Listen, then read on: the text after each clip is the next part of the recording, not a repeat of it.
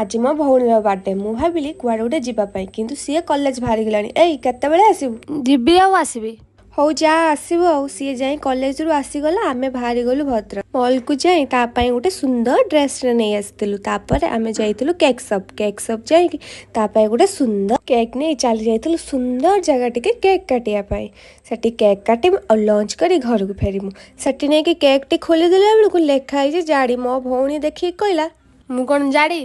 किए कहला तू जाडी बोली कि अरे स्नेह ने लेखा है तो ना तू एबे केक काट